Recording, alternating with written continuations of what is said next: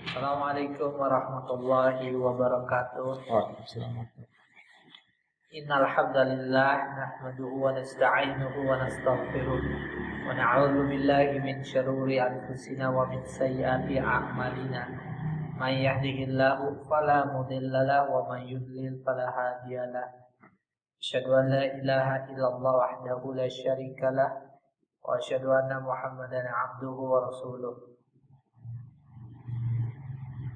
Amma ba'du fa inna asdaqal hadithi kitabullah wa khairul hadi Muhammadin sallallahu alaihi wa ala alihi wasallam wa syarrul umuri muhdatsatuha wa kullu muhdatsatin bid'ah wa kullu bid'atin dhalalah wa kullu dhalalatin finnar.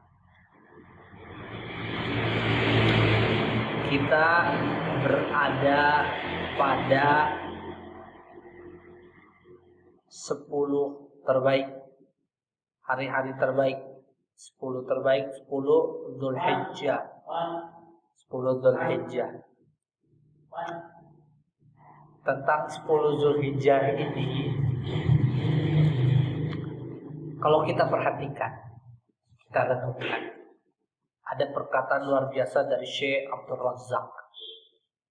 Anda ingat, Syekh Abdul Razak mengatakan 10 terakhir Ramadan itu adalah 10 terakhir yang terbaik. Kemudian setelahnya adalah Idul Fitr.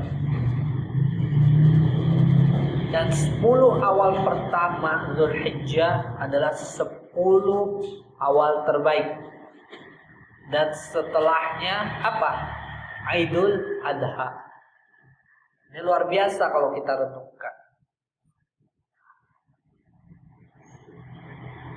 Dan Allah menutup bulan ini dengan bulan Dzulhijjah. Allah menutup tahun ini maksudnya. Tahun ini dengan bulan huruf. Dalam Al-Quran Allah terangkan minha arba'atun hurum. Ada 4 bulan yang Allah haramkan, yang Allah sucikan, yang Allah muliakan. Apa aja 4 bulan itu?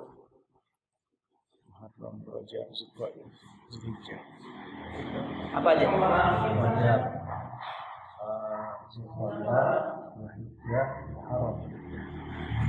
Nah, di antara 4 itu tadi bulan Dzulhijjah, ya, bulan Dzulhijjah. Bulan Dzulhijjah ini mempunyai keutamaan khusus karena termasuk di antara arba'atun hurum, 4 bulan yang Allah sucikan. Tapi bulan Dzulhijjah ini khusus, alal khusus, di atas khusus lagi dengan 10 awal pertamanya. Di dalam Al-Quran Allah subhanahu wa ta'ala berfirman walayalin ashar, dan malam-malam ke-10 Allah bersumpah. Allah yang menciptakan waktu-waktu Allah bersumpah. Di dalam tafsir Al-Ma'thur fi tafsir Al-Masbur, dan di dalam tafsir Al-Quran Al-Azim atau yang kita kenal tafsir Ibnu Katsir, dijelaskan, dan pendapat yang paling kuat tafsir tersebut adalah 10 Dzulhijjah, 10 awal Dzulhijjah. Dan para ulama menjelaskan inilah keluar biasa keutamaannya, bukan sekedar siangnya saja, ya, malamnya pun utama, malamnya, siangnya, 10 hari secara berturut-turut dan dapat diketahui.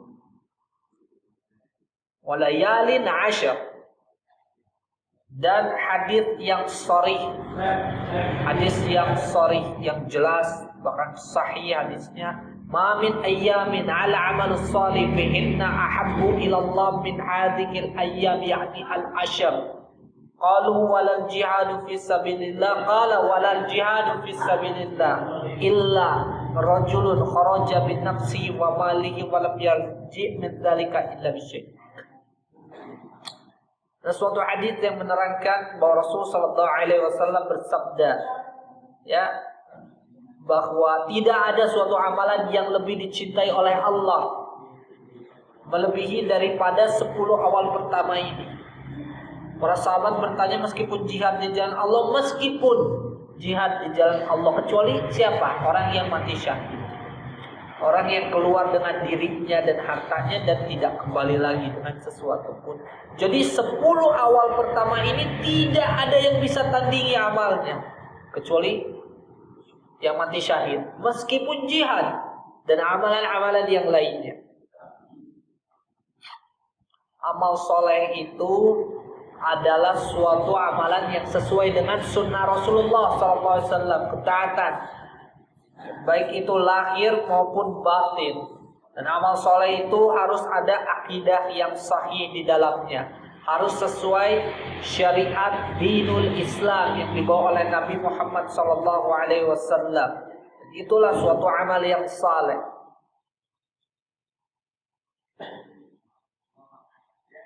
10 hari pertama ya, bulan Dzulhijjah. Dan yang paling utama lagi di antara 10 itu adalah hari Arafah.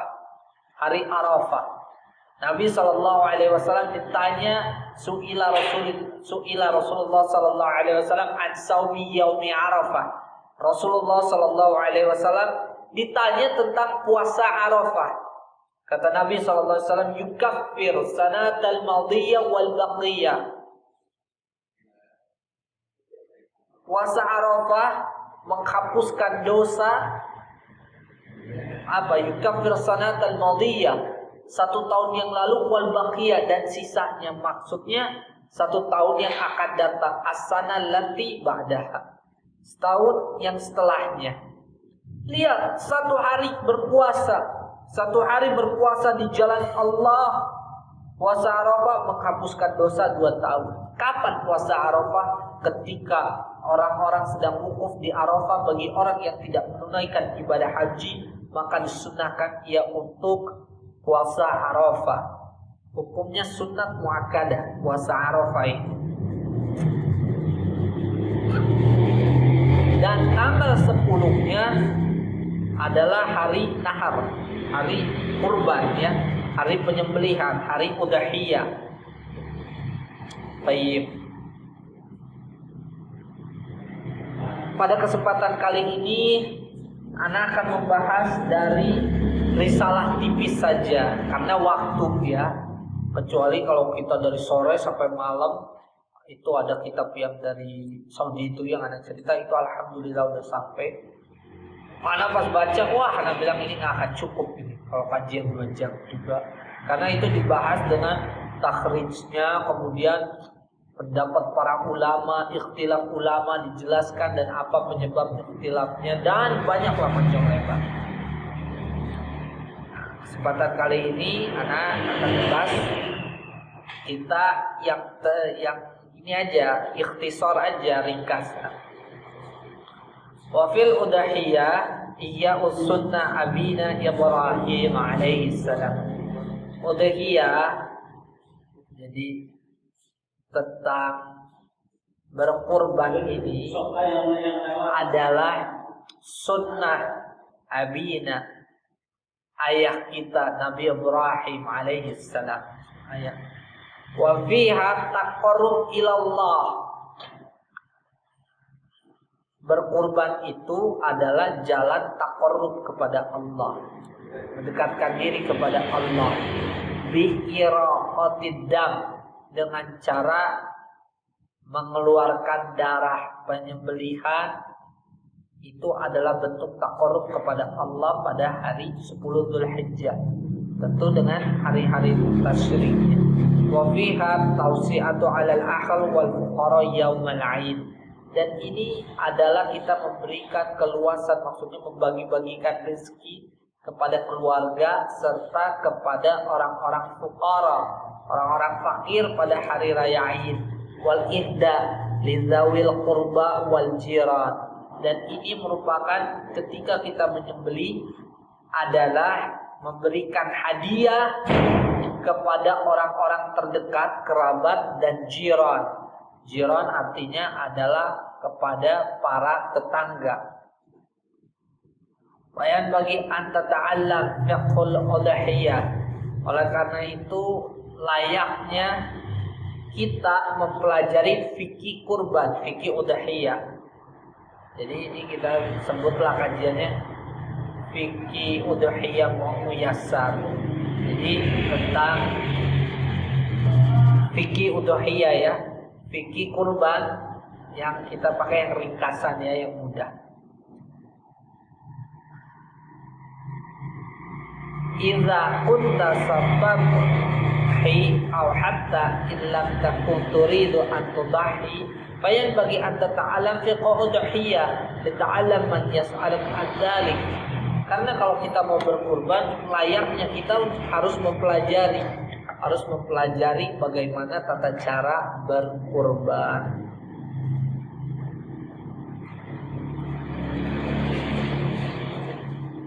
Baik.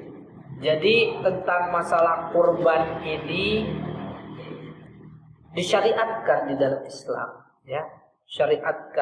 Disyariatkan berdasarkan apa?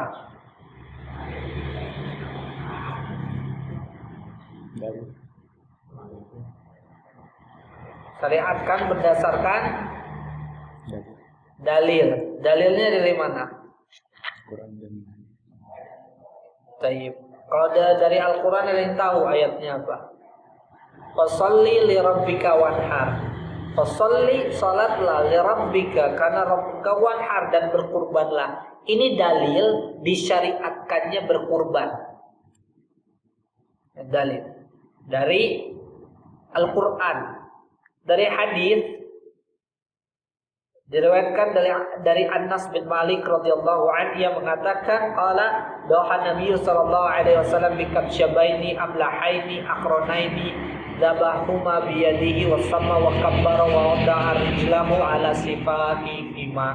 Ini dalil dari hadis bahwa Nabi sallallahu alaihi wasallam berkurban dengan 2 ekor kibas yang putih kehitaman, ada tanduknya, dan Nabi SAW bertasbiyah dan bertakbir, dan Nabi SAW menyimpan kakinya di kurbannya tersebut ya. Kemudian Nabi memotongnya. Ini ikhtisar ringkasan dalilnya. Kalau kita melihat kepada Talkhis Ahkam Udhiyah, risalah dari Syekh Utsaimin mendatangkan beberapa ayat yang lainnya lagi. Intinya di Fasholli li rabbika wanhar dan hadis ini. Ini yang diterangkan oleh Syekh Wahid bin Abdul Salam tadi. Sekarang hukumnya. Hukum. Kita harus tahu karena fiqh itu nanti kepada hukum. Ya, ada rukun, ada syarat. Sekarang hukum udhiyah, hukum berkurban. Ikhtilaful ulama, hukumnya adalah apa? Ikhtilaful ulama. Ulama berikhtilaf terhadap fi hukmil udhiyah, dalam hukum berkurban. Hiya wajibah am mustahabbah, bahwa berkurban itu wajib atau sunnah. Ini ikhtilaf ulama. Faqala ba'dul ulama biwujubiha. Sebagian ulama mengatakan wajib untuk berkurban. Lakin jumhur ahlul ilm annaha mustahabbah lil qadir. Tapi jumhur, mayoritas para ulama menjelaskan bahwa berkurban itu adalah mustahabbah, disunnatkan lil qadir, bagi yang mampu. Wa hadza qaul Abu Bakar Siddiq, dan ini perkataan Abu Bakar Siddiq, Umar bin Al-Khattab, Abu Mas'ud Al-Ansari wa ghairi min as-sahabah, dan selain dari mereka dari kalangan para sahabat ridwanullah alaihim, wa qaulu jumhur ahlul ilm, dan perkataan ahli ilmu jumhur. Jumhur itu mayoritas, kebanyakan ulama. Fayanbaghi lil muslim alla yafrada fiha li'anna ajraha 'azim jiddan wa thawabuha jazil. Akan tetapi jangan sampai seorang muslim itu meninggalkannya. Layak bagi seorang muslim itu untuk tetap berkurban, jangan sampai ia meninggalkannya, karena pahalanya besar sekali. Jadi ulama beda pendapat, ya. ulama beda pendapat. Kalau kita lihat di dalam kitab fikih muqaranah, fikih perbandingan ya. Kemudian ikhtiarat ulama siapa yang kita lihat nanti tarjihan. Ada tarjihan, mereka mendatangkan dalil-dalil. Jadi kalau kita baca kitab fikih yang mutawwalan, kitab fikih yang panjang pembahasannya, di situ kita akan menemukan setiap ikhtilaf ulama, setiap itu ada dalil. Dan nanti ditarjih. Yang berpendapat wajib punya dalil, yang berpendapat sunat punya dalil.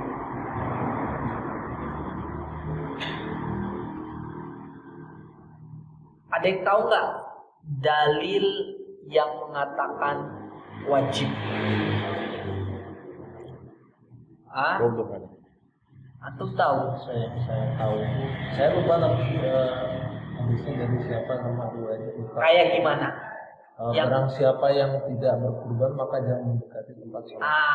Iya, itu dalil, salah satu dalil yang terkuat yang dipakai, yang bagi yang mewajibkan, man kana lahu sa'a walam yudahi walam yaqrabanna musallana. Barang siapa yang diberikan kemampuan rezeki, kemampuan kelapangan, kemudian ia tidak berkurban, maka jangan sekali-sekali mendekati tempat sholat kami. Ini hadis ini salah satunya dikeluarkan oleh Abu Daud. Dikeluarkan oleh Abu Daud. Namun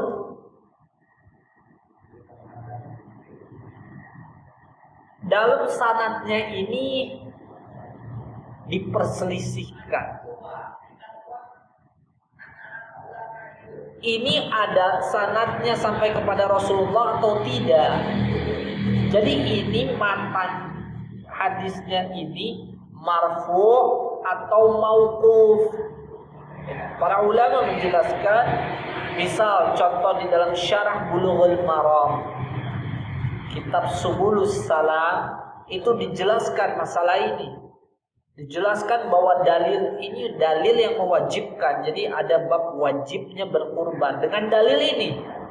Barang siapa yang mempunyai keluasan rezeki kemudian dia tidak berkurban, maka jangan mendekati tempat sholat kami. Man kana lahu sa'a wa lam yudahi wa lam yaqrabanna musallana, ya itu. Kana lahu sa'a. Jadi ini dalilnya. Akan tetapi di dalam Subul Salam diterangkan sanad hadis ini bahwa hadis ini selesainya, beresnya sanad ini bukan sampai kepada Rasulullah. Di dalam kitab-kitab lain sampainya kepada Abu Hurairah. Kepada Abu Hurairah. Ini dalil, salah satu dalil yang mewajibkan. Jadi alasan mereka, perhatikan.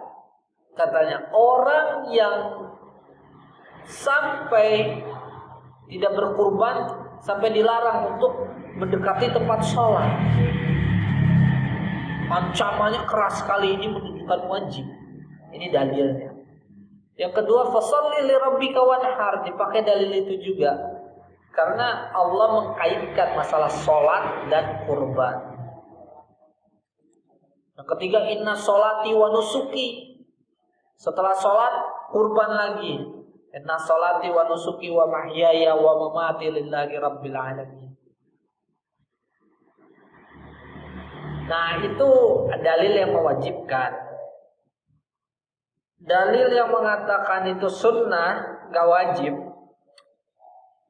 Dalil pertama adalah barang siapa man arada an yudahi, barang siapa yang berkeinginan untuk berkurban, kemudian dia melihat hilal Dzulhijjah, maka dia maksudnya dia menahan jangan sampai ia menggunting kuku, rambut dan dari kulitnya. Di sini man arada, syahidnya yang jadi hukum istinbatul hukmi, istinbatul ahkamnya man arada. Man arada ini litakhir, artinya boleh memilih. Boleh memilih dalam artian boleh milih dia ini mau berkurban atau tidak. Sedangkan pilihan bukan menunjukkan kewajiban. Kalau yang namanya pilihan itu tidak ada toleransi untuk milih dan memilih. Wajib. Satu.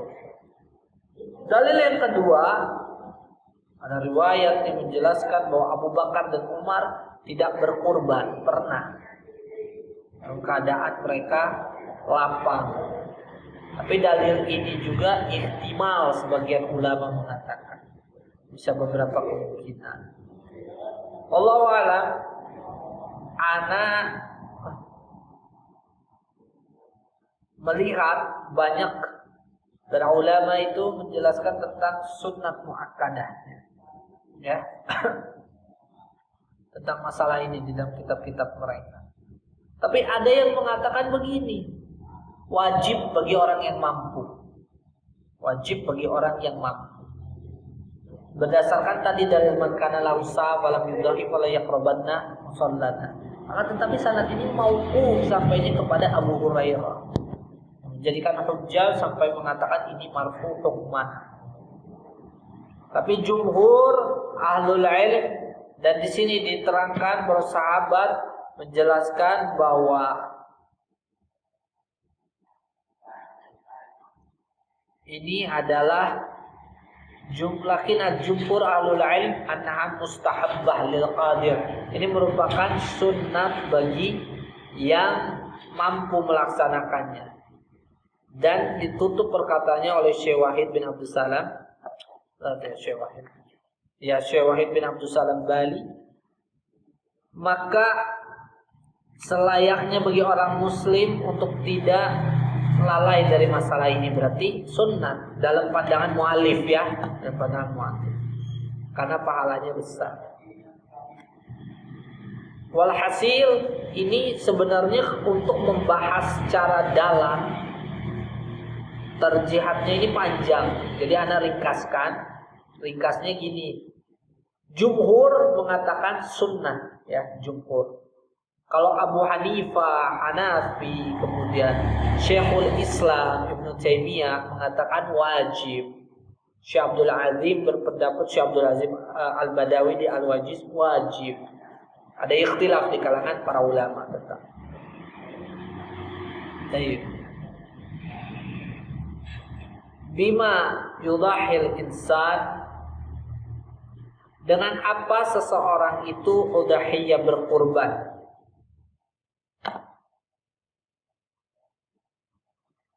Tapi yang tadi jelas, ya. Jadi ulama beda pendapat. Sebagian mengatakan wajib, sebagian mengatakan sunnat muakkadah, ya.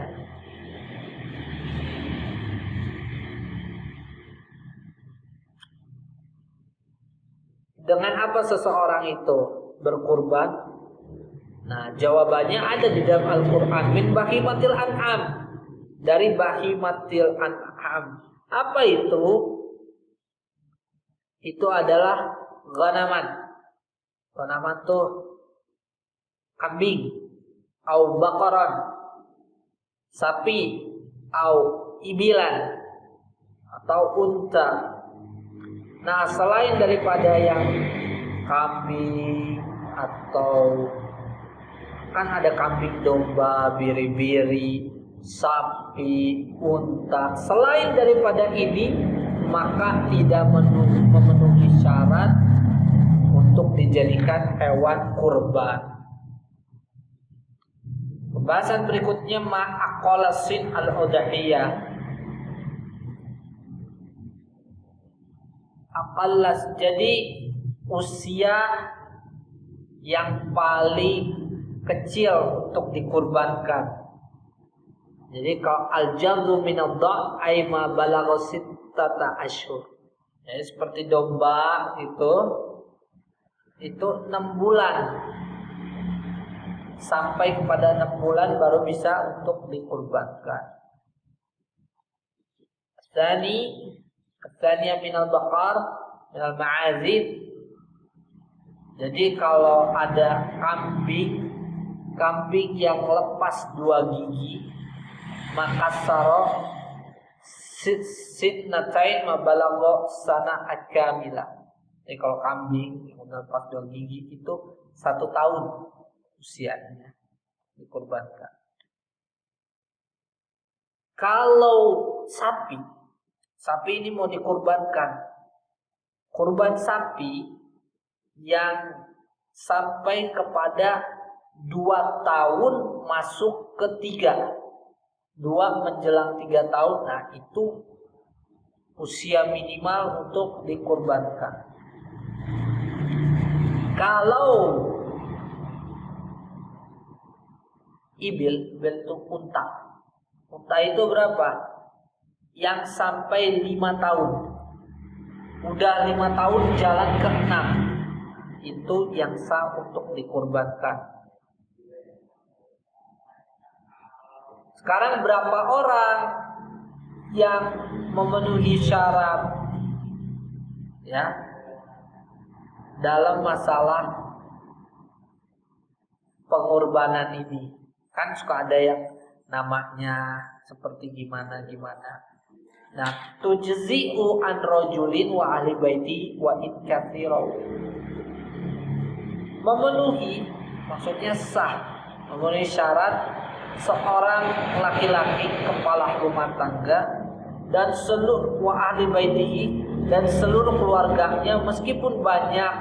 Kalau li rajulin, meskipun satu laki-laki dia punya 4 istri, wa kullu zaujatin indaha 15 walad, dan setiap dari istri itu mempunyai 15 anak contoh, maka itu sah ya, kambingnya sah. Qala ulama, berkata ulama, la yajuzu ishtirak itsnain fi syah ay rajulin wa ahli baiti yushtariku ma rajulin akhar wa ahli baitihi, lakin rajulin wa ahli baitihi fi syahi yajuz. Nah, kemudian ada domba atau kambing. Ini gini kata ulama, tidak boleh berserikat 2 orang laki-laki dari 2 keluarga ma'ar rajulin akhar. Jadi contoh gini ya biar mudah. Ini ada 2 rumah. Ini satu. Ini punya keluarga, ini punya keluarga. Fulan A, Fulan B. Fulan A, Fulan B berserikat satu hewan kurban untuk semua. Nah, kalau kayak gini la yajuz, tidak boleh. Karena ini lagi cerita untuk satu ya. Wah, belum baik.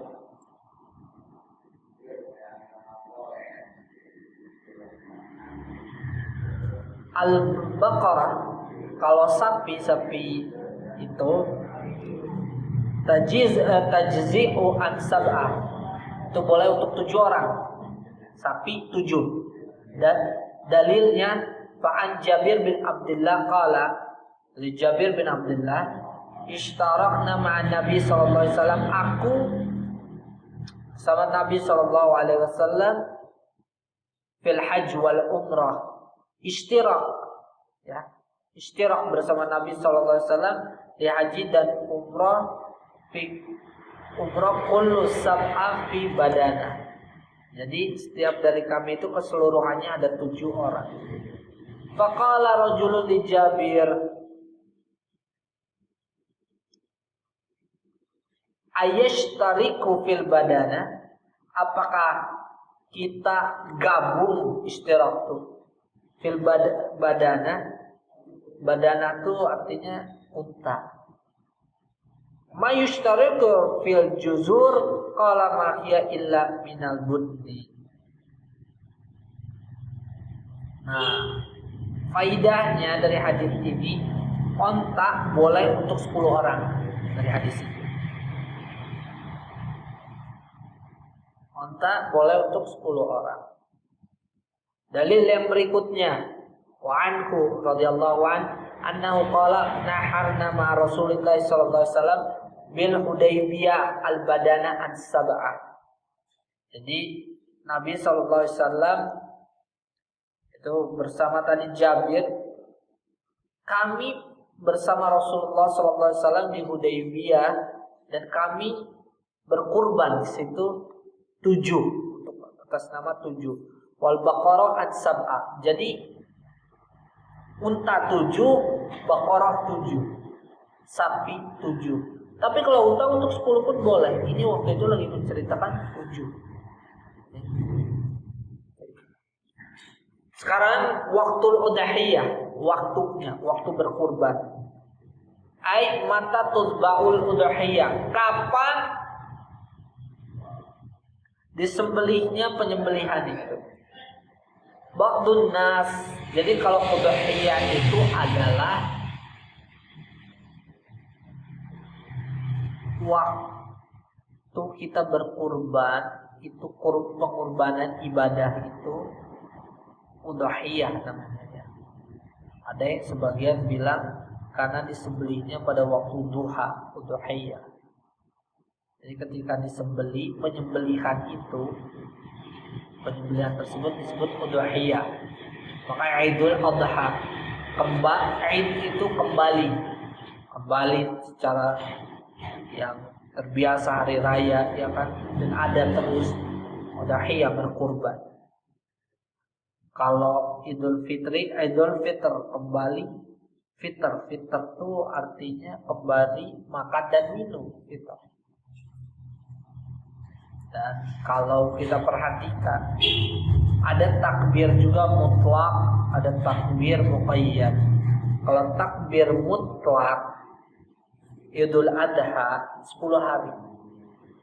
Kalau takbir muqayyad Idul Adha adalah dari ba'da subuh Arafah, setelah sholat bertakbir. Itu amalan salaf. Kalau takbir Idul Fitr yang mutlak adalah ketika masuk malam, yang maksudnya ketika masuk malam Idul Fitr, ya. Jadi ketika hilal terlihat, hilal Syawal. Itu yang mutlak. Yang muqayyad ketika seseorang berangkat dari rumah menuju tempat Aid. Kembali kepada masalah tadi, mata tutba'ul udhiyah, kapan waktu untuk berkurban? Nah, ini kesalahan disebut. Sebagian manusia yadhbahu laila Aid wa yauma Arafah bil lail. Ini terjadi, makanya disebut sama muallif. Sebagian orang ada yang menyembelih pada malam Idul Adha dan hari Arafah, ada yang, atau Arafah bil lail, yauma Arafah bil lail, hari Arafah ketika di malam harinya. Hadza khata, ini salah. Bahkan ada sebagian manusia yang yadhbahu sabah qabla an yadhbaha lis-salatil 'aid. Ini kan pernah terjadi di zaman Nabi sallallahu alaihi wasallam. Yang ini menyembelih pagi-pagi subuh, qabla an yadhbaha lis-salatil 'aid, sebelum ia salat Aid. Oleh karena itu, kalau kita mau berkurban setelah salat Id, bukan sebelum salat Id. Wa hadza khata' aidan fala tajzi'u an udhiyah. Maka enggak sah cara pengorbanan yang ini. Maksud enggak sah, enggak dianggap sebagai berkorban. Fa innama hiya lahmu aw shadaqah. Jadi ini jadi daging biasa aja untuk dimakan atau sedekah. Karena innamal waqtul haqiqi yabda'u min ba'da sholatil Id. Karena waktu yang hakiki, waktu yang benar untuk berkurban adalah dari setelah salat Id. Law faradna annaka fi madinah wasi'ah yujadu nasun katsira fa majmu'ah salat fil khala wa unas fi khala akhar wa ghairihim fi dzalikal masjid wa ghairihim fi masjid akhar. Ai ladaina masalan 20 salat Aid, famata yabda waqtan dzabhi al-udhiyah wa hunaka salatul Id tantahi qabla al-ukhra birrub'i sa'a masalan. Al-jawab yabda'u waqta dzab udhiyah min waqti awali salatil Id tuntaha kama qala al-ulama. Nah, bagus. Ada gimana nih kalau masalahnya ini ada yang sholat lama, banyak sekali. Di suatu tempat masalah isruna sholat id, ada 20 sholat id, 10 sholat id. Nah ini kapan menyembelihnya? Maka jawabannya yabda'u waqta dzab, dimulainya waktu penyembelihannya min waktu awal sholat id, di awal sholat id dan selesai kama qala ulama, sebagaimana ulama mengatakan. Jadi itu misalnya contoh satu tempat sholat udah beres, nah tiba-tiba ada karena sempit atau apa nggak ada tempat, ada yang mau sholat lagi atau apa, tapi kan ini kan nggak terjadi, ini ngomong yang iskal apa. Jadi patokan untuk menyembelih adalah ketika setelah sholat, ya, ketika setelah sholat sampai hari tasyrik terakhir, hari 13 sore.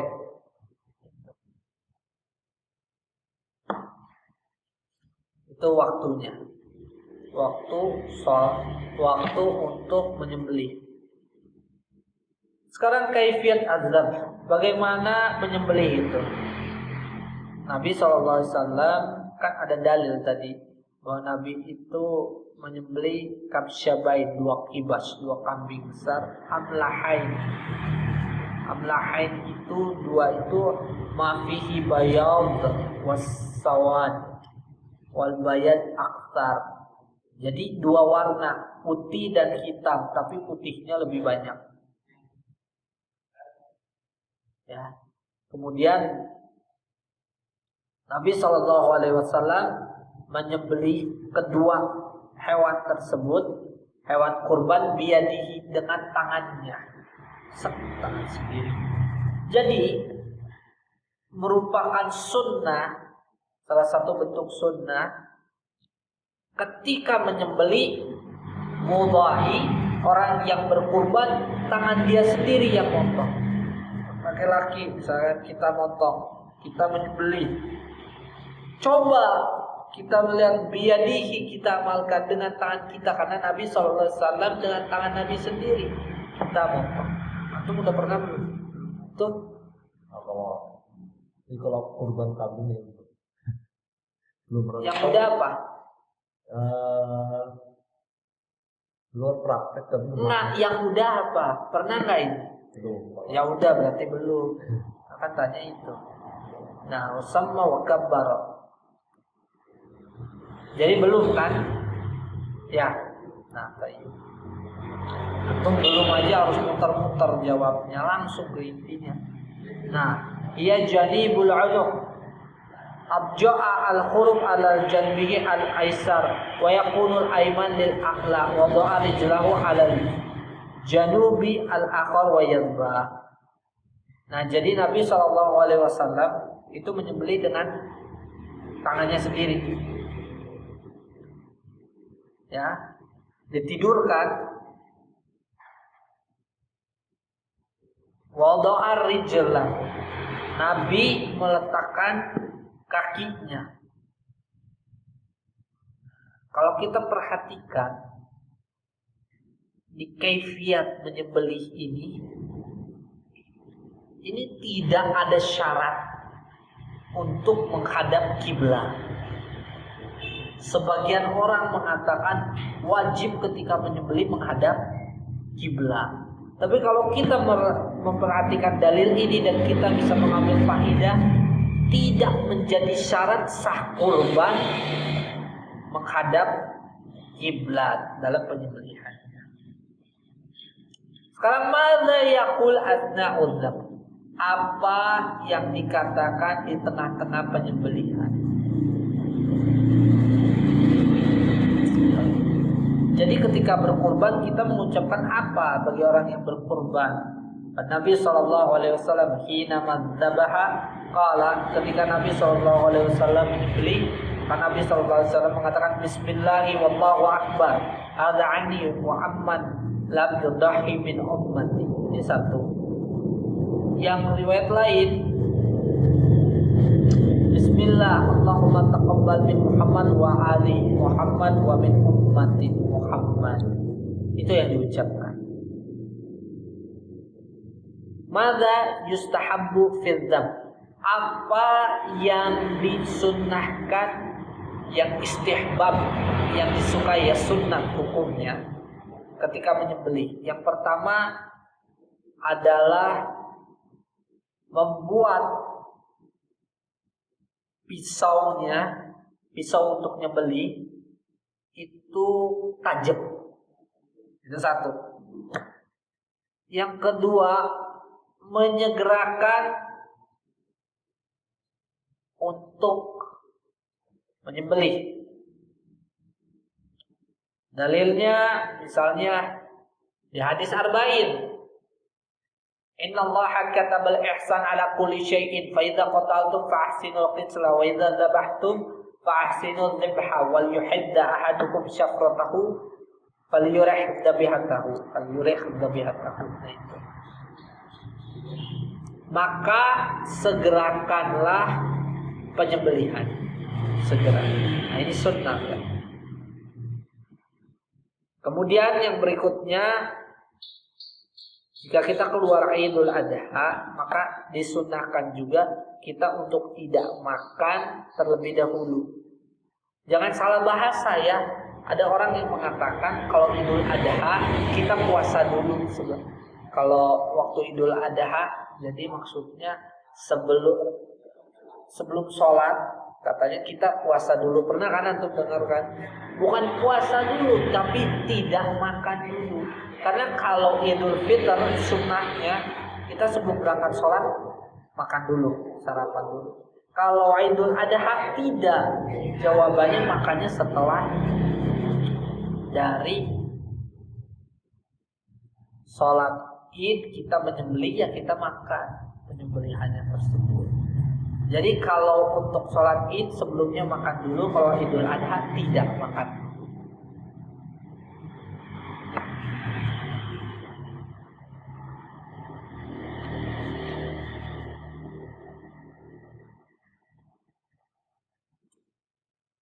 Nah, tentang masalah sepertiga pembagian hewan kurban itu adalah ijtihad ulama, sebagian ijtihad ulama yang sepertiga untuk fuqara, sepertiga untuk di rumah, sepertiga lagi ya untuk dihadiahkan. Gimana? Nah itu ijtihad ulama.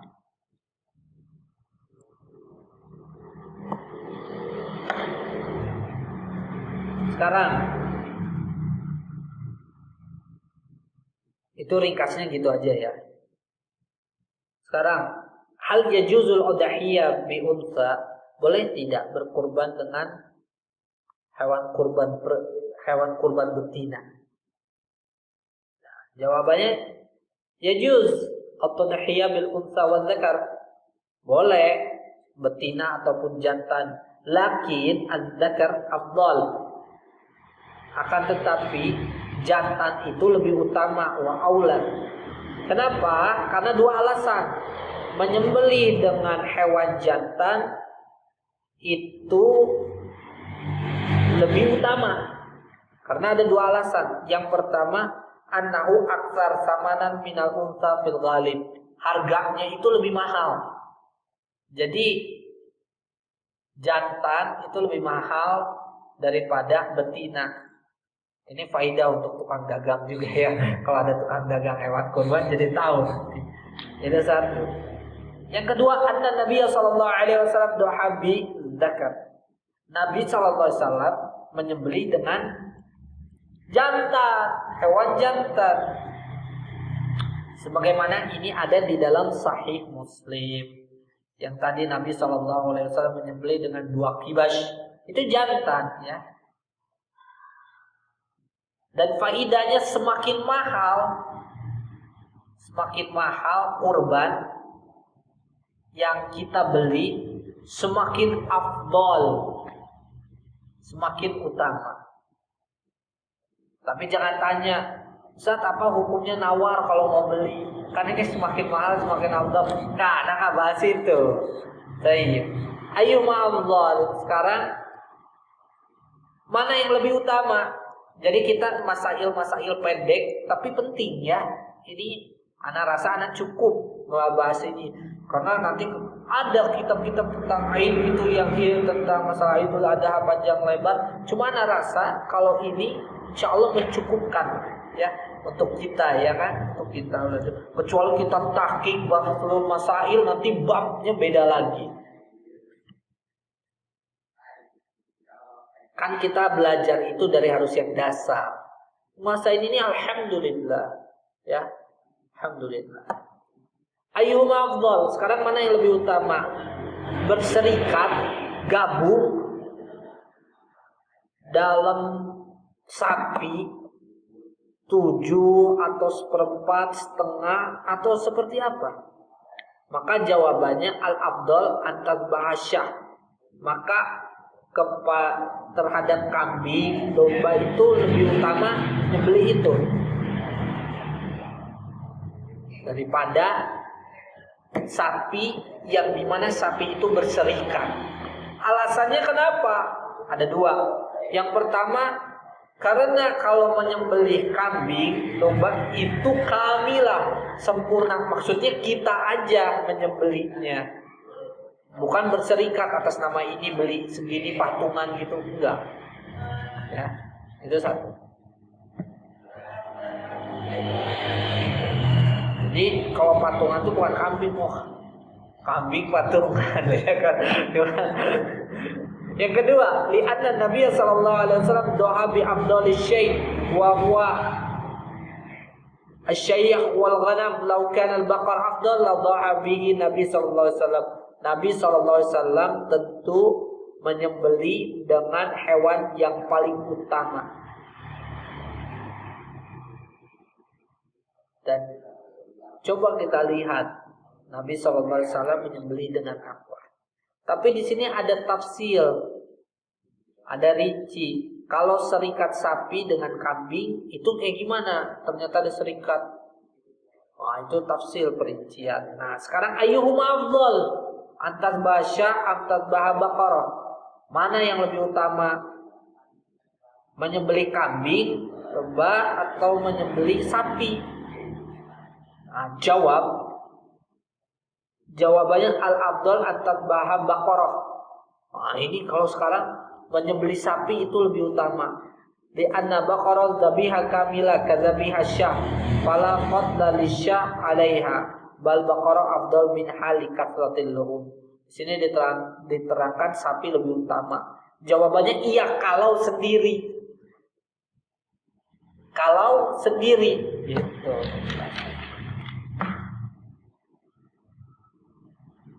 Sekarang al-uyub allati tubtilul udhiyah. Aib-aib yang membatalkan kurban. Ada hadis yang menerangkan 4 aib yang Nabi tentukan membatasi. Arba'un la tujzi'u fil adhahi. Ada 4 yang tidak sah untuk dikurbankan. Al-awra al-bayyin awruha. Yang buta, yang jelas kebutaan. Al-maridah al-bayyin maraduha. Kambing yang sakit, yang penyakitan yang jelas kelihatan banget penyakitnya. Tega ya kalau ada orang sampai mau ini kerja pikir dapat murah ini udah. Jangan. Al-arja'u al-bayyin dzalbuha wal kasira allati la tunqi. Itu juga termasuk ya, bahwa yang pincang, yang patah kakinya. Kemudian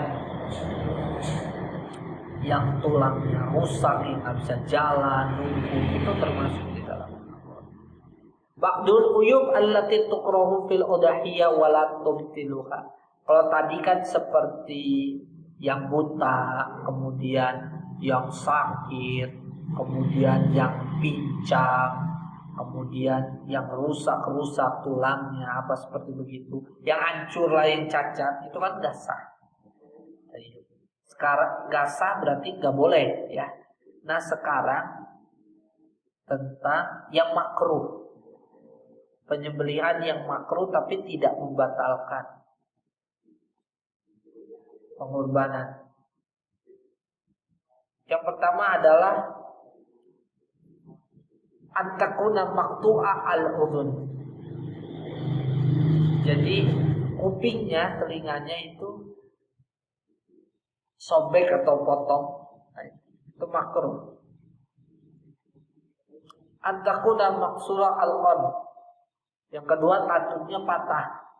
Lihat kambing, domba, lihat itu ada tanduknya patah, beli untuk dikorbankan, sah kalau tanya, tapi makruh, kurang afdal. Jadi ba'dun nas yadhunnu anal kabas alladzi la qurun lahu la yaji'u fil udhiyah wa hadza khata'. Kata mu'allif, sebagian manusia menganggap kalau kambing kibas itu nggak ada tanduk maka tidak sah untuk dikurbankan. Ini pendapat yang salah. Sekarang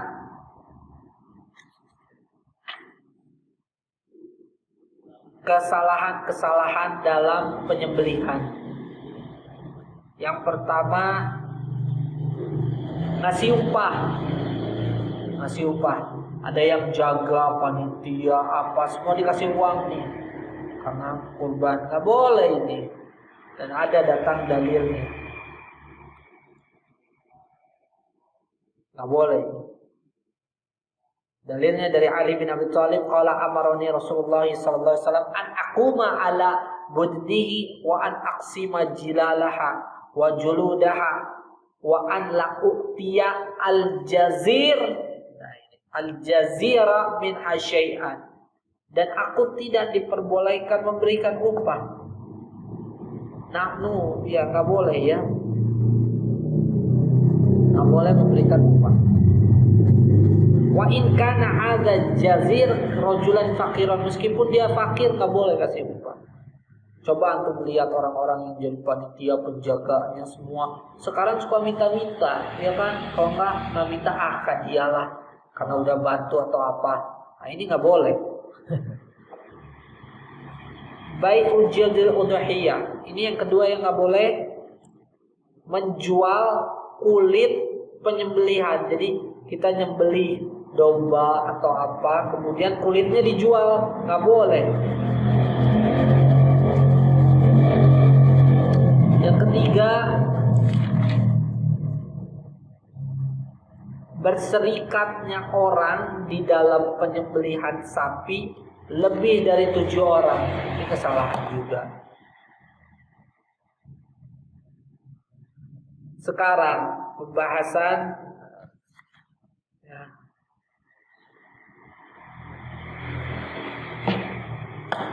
Hal yajuzu an yashtarika sab'a fil udhiyah, salasa yanmuna al udhiyah wa arba yanmuna laham faqat wa laysa udhiyah. Sekarang begini, boleh tidak seseorang bersyarikat 7 di dalam penyembelihan? Jadi 3-nya dia niatin untuk penyembelihan dunia, 4-nya dia niatin ya untuk semata-mata dagingnya aja. Jadi maksudnya untuk makan aja, bukan untuk kurban gitu. Maka jumhur mengatakan innamal a'malu binniyat, dalilnya itu. Ada nau aklan wa ada nau udhiyah, innamal likulli imri'in ma nawa. Ya udah, yang niat untuk mau makan. Yang ini kan seseorang akan kembali kepada niatnya itu. Qala Al-Hasan Al-Basri, ini berkata Imam Hasan Al-Basri, yajuz antanawiya bisyat aqiqah aw udhiyah fi an wahid. Ini pendapat beliau, wallahu a'lam ya, karena masih tawakuf kalau dalam pendapat ini. Kalau membolehkan aqiqah dan udhiyah dalam waktu yang sama. Baik, Anda cukupkan segini. Paling satu lagi, dua. Ba'dul umur muta'alliqah bil udhiyah. Tanggung karena di dua lagi ya, ringkas. Ini selesai. Beberapa perkara yang berkaitan dengan masalah kurban. Kalau ghanam disebut ghanam. Ghanam itu termasuk kepada seluruh jenisnya. Maksud ghanam itu artinya adalah kambing. Kambing apa? Kan kita ada kambing biri-biri, ada kambing yang disebutnya ini itu. Jadi kambing mana nih yang boleh dipakai kurban? Dengan seluruh jenisnya.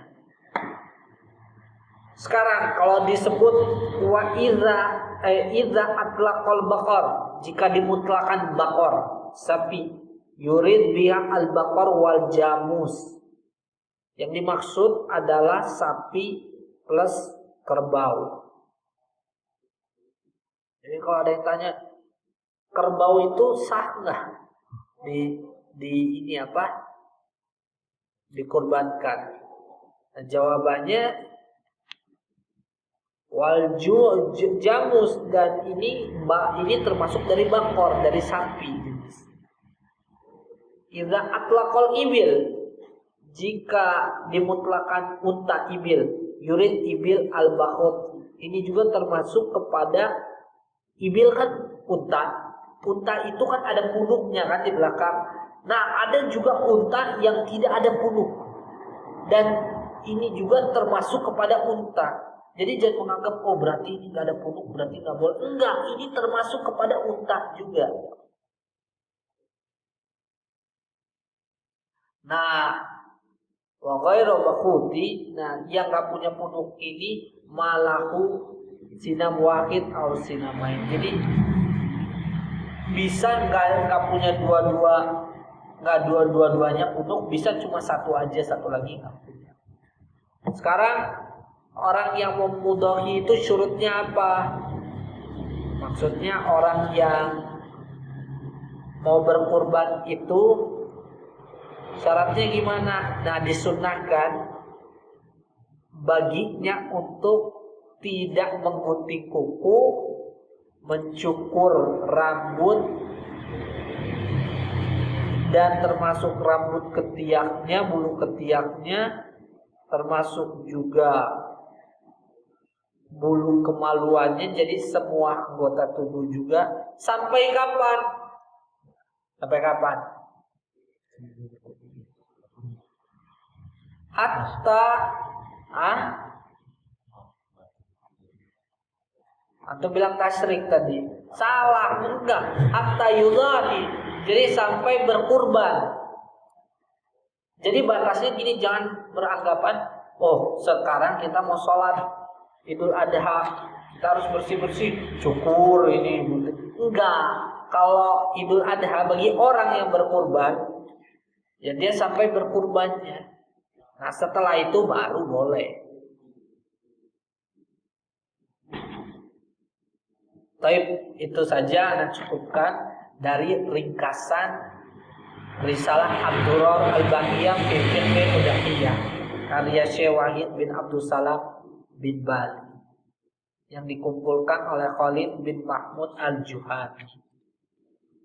Taib, kepada yang mau bertanya Anda persilahkan. Subhanakallahumma wa bihamdika asyhadu an la ilaha illa anta